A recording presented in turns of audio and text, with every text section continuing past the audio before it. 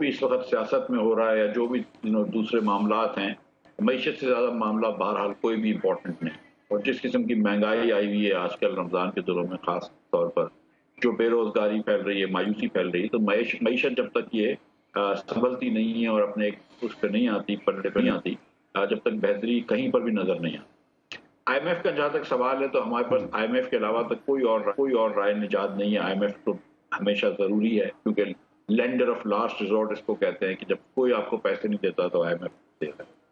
अब जब आईएमएफ ने आके आपके साथ बैठ के हिसाब किया, तो उन्होंने हिसाब किया कि आपके पास $6 बिलियन की इस साल में कमी है।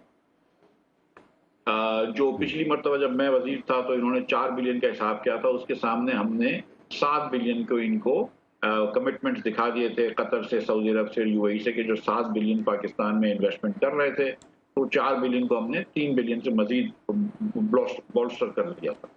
अब वो कह रहे हैं कि 6 बिलियन की कमी है, और क्योंकि वक्त बहुत कम रह गया है, तो वो कह रहे हैं कि कम से कम 3 बिलियन तो आप अपने बैंक में दिखाएं, यानी कि बाहर के मुल्क 3 बिलियन तो अभी पैसे फिल फॉर पाकिस्तान को दे दें, और उसके अलावा तो उसके बाद वो एसएलए या स्टाफ लेवल एग्रीमेंट करेंगे, और फिर आपको 1-2 हफ्ते होंगे, 3 हफ्ते होंगे, जिसमें आप 3 बिलियन का और इंतजाम करें, जिसके वादे वही ले लोगों से, कमिटमेंट्स लें, और उसके बाद फिर आईएमएफ आपको $1.1 अरब देगा जब आप 6 बिलियन का इंतजाम कर चुके होंगे, जिसमें 3 बिलियन कैश और 3 बिलियन प्रॉमिस।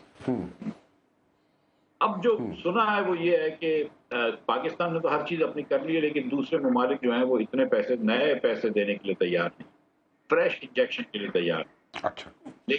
लेकिन जो एक मुस्बत बात सामने आई है पिछले चंद दिनों में, वो हमारे जराए से आई है, पाकिस्तानी जराए से, सऊदी जराए से नहीं आई है, कि सऊदी अरब ये 2 बिलियन देने के लिए तैयार है कि वो पाकिस्तान में डिपॉजिट कर देगा। तो 3 में से 2 हो गए और 1 का इंतजाम अभी मजीद हमको यूएई से हम बात कर रहे हैं। लेकिन मैंने जो सुना है, सच्ची और झूठा अल्लाह जानता है, कि सऊदी अरब का जो मौक़िफ़ वो ये है कि हम उसी वक्त 1 बिलियन 2 बिलियन देंगे जब आपको 1 बिलियन यूएई से मिल जाएगा, वरना तो सूदमंद ही नहीं है। हमारे 2 बिलियन से आप कुछ नहीं होगा अगर आपको 1 बिलियन यूएई से नहीं मिलते।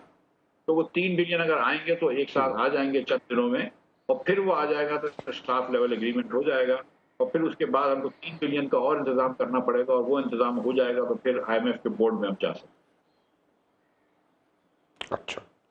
अच्छा, अब सवाल ये है कि देखिए हर चीज जो है ना एक दूसरे पर हमारे दोस्त ममालिक डाल रहे हैं कि यूएई अगर ऐसा करेगा तो सऊदी अरेबिया करेगा, सऊदी अरेबिया करेगा तो यूएई करेगा। तो इसमें कोई आपको कोई नजर आता है कि कोई चीज आगे बढ़ेगी भी, या ऐसे ही हम लोग टॉस अराउंड होते रहेंगे? देखिए, हमारी सऊदी अरब से, यूएई से, कतर से एक तवील रिलेशनशिप है, और स्ट्रेटेजिक रिलेशनशिप भी है, to be very honest with you.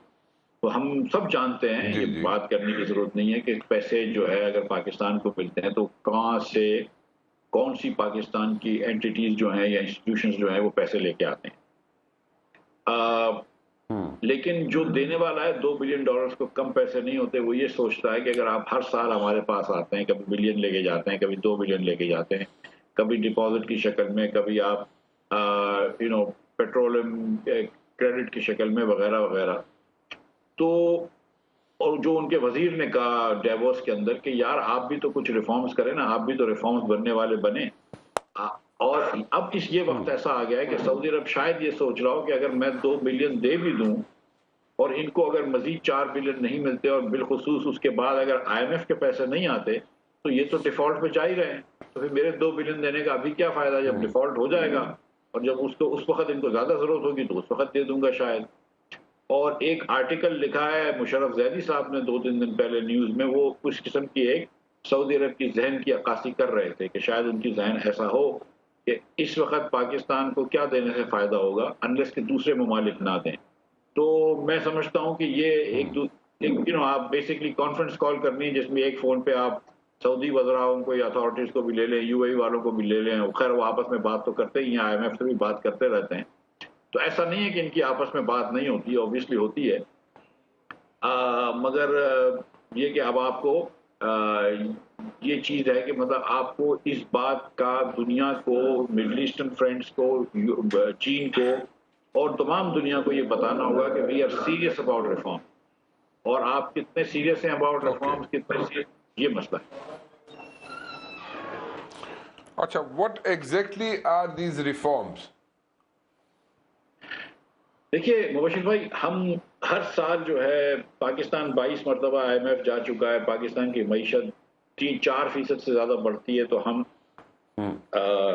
उस पर चले जाते हैं, करंट अकाउंट डेफिसिट हो जाता है, हीट अप हो जाता है। आज अखबार में आया है कि PIA ने 45 अरब रुपया हुकूमत से मांगा है, 45 अरब रुपया फॉर अ बेल आउट।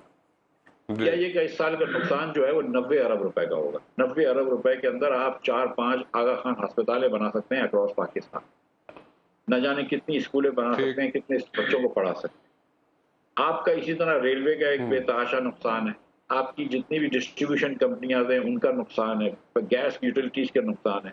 आपने कोई भी इकदाम नहीं उठाए इनको निष्कारी करने की या इनको बेहतर करने की, और अब हमको ये पता है कि हुकूमत के सेक्टर में रहकर ये बेहतर नहीं हो सकती, तो क्या आपने निष्कारी का सोचा? आपने 18वीं तरमीम के बाद सूबों को सारे आपने जिम्मेदारियां दे दी, लेकिन आपने क्या वफाक से अखराजात कम किए? सूबों ने क्या 18वीं तरमीम के बाद पैसे लेने के बाद उन पैसों को कोई अच्छे काम में लगाया जिससे कि कोई बच्चों को तालीम दी या सेहत बेहतर की? नहीं। सूबों ने क्या अपने पास से खुद पैसे जमा करे? नहीं। तो आपका बजट डेफिसिट हर साल बढ़ता आ रहा है। एक आपने ना कभी टैक्स टू GDP में सब्सटेंशियल इंप्रूवमेंट की है, ना आपने कोई एक्सपेंडिचर्स कंट्रोल किए हैं। आपका इतना बड़ा डेफिसिट जब होता है, खसारा होता है, तो आपको बाहर वालों से पैसे लेने पड़ते हैं। उसके ऊपर आपने इतने कर्ज ले लिया है भारत के ममालिक से कि आपको हर साल $25 बिलियन वापस करने जो आपके पास नहीं है। तो अगर आपको ये बात का इदराक ही नहीं है कि आपका मुल्क कितनी तकलीफ में है, आपको इस बात का इदराक ही नहीं है कि ये मुल्क बिजनेस एज यूजुअल के मामले में नहीं चल सकता, आपको इस बात का इदराक ही नहीं है कि फंडामेंटल स्ट्रक्चरल रिफॉर्म और गवर्नेंस रिफॉर्म करने पड़ेंगे। जब तक ये चीज सीरियसनेस नजर नहीं आएगी और इस चीज की अवेयरनेस भी नजर नहीं आएगी, तो दुनिया आपको जो है वो क्या बोलेगी? अच्छा, चले ये ठीक है, नेशनल एसेट्स जो हैं उनको प्राइवेटाइज कर देना चाहिए, वो हमारे एक्सचेकर पे बहुत बड़ा बर्डन है, इसमें कोई डाउट नहीं है। बट देन अगेन इस वक्त जो हमारा इस वक्त जो सिचुएशन है, पॉलिटिकल सिचुएशन की बात कर रहा हूं मैं, इस वक्त कोई चीज प्राइवेटाइज होने जा सकती है, नंबर वन। और अगर वो प्राइवेटाइज होने जाएगी तो उसको कितना सीरियसली लिया जाएगा, या उसकी कितनी उसको कितना उसकी कीमत क्या सही लग पाएगी या नहीं लग पाएगी, let me put it this way. तो एक तो ये बात है, एक ये सवाल है।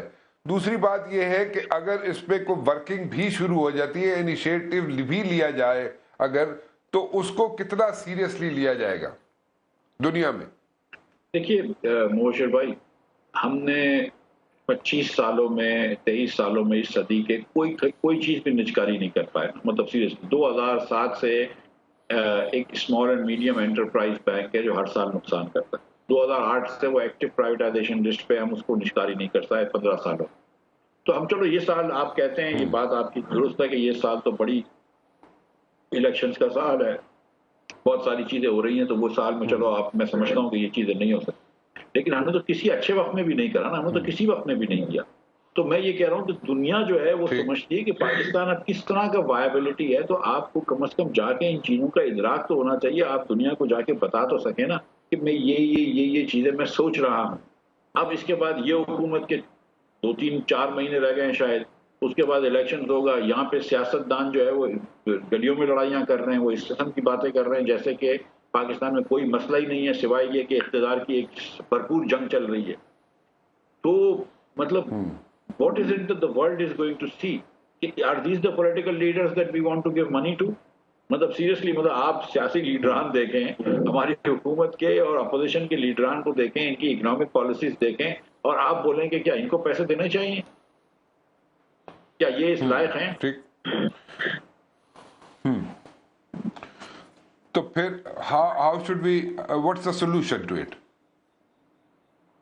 देखिए इस वक्त तो कोई भी अच्छा सोल्यूशन नहीं है। इस वक्त तो देखिए कुछ तो हमने बहुत देर कर, मतलब ये अक्टूबर में जो IMF का ये रिव्यू हो जाना चाहिए था वो नहीं किया डार साहब ने, और IMF को वो आंखें दिखाते रहे, उसकी वजह से आज इस नैच पे खड़े हुए हैं। अप्रैल में कि डॉलर जो है वो 290 287 रुपए का हो गया है। और मतलब we are living day to day, industry बंद हो रही है, महंगाई जो है वो आसमान पे छू रही है। अब आपने एक सोल्यूशन ये कि सऊदी अरब आपको 2 बिलियन दे रहा है, आप यूएई से या दूसरे ममालिक से पैसे लें, चीन से बात करें। मैं तो ये समझता हूँ कि पाकिस्तान को एक लिस्ट बनानी चाहिए कि देखो हमको इस साल एक, अब तो मेरे ख्याल से काफ़ी पैसे दे दिए उसमें से, कि हमको इस साल और अगले साल 1-1 अरब डॉलर वापस करना है पेरिस क्लब के ममालिक को, अगले साल 1 अरब से ज़्यादा हमको वापस करना है चीन को। आप जाएँ पेरिस क्लब के ममालिक को बोलें, जिसमें जापान है 400 मिलियन जिसको देने हैं, कि भाई आप हमको 500 मिलियन की एक ग्रांट या मजीद लोन दें तो हम आपके पैसे वापस करें। आप यही बात चीन से करें और ये सबको बता दें कि this is an open game, ये हम किसी से छुपा नहीं रहे कि चीन से अलग बात कर रहे हैं। जापान को हम बताएं कि तुम अकेले से पैसे नहीं मांग रहे, आप चीन से भी मांग रहे हैं, हम सऊदी से भी मांग रहे हैं और तमाम मगरबी ममालिक जो कि जिनसे हमारा पेरिस क्लब का लोन है उनसे मांग रहे हैं। और इन सबको साथ बैठकर एक थोड़ी सी मतलब एक यकसुई के साथ ये बात करें कि इतने बड़े मुल्क को डिफॉल्ट नहीं होना चाहिए। It is seriously bad for the world और इसका अब बचाने का ये तरीका है। इस वक्त लोगों को ये लग रहा है कि अगर आईएमएफ के पैसे आ भी जाते हैं और सऊदी के पैसे आ भी जाते हैं फिर भी आप डिफॉल्ट होंगे। आपका जो डॉलर का बॉन्ड है वो 41 पैसों में बिक रहा है। तो आपको उनको एक कॉन्फिडेंस देना चाहिए, जो एक जामे इकोनॉमिक प्लान, आपके पास तो कोई प्लान ही नहीं है।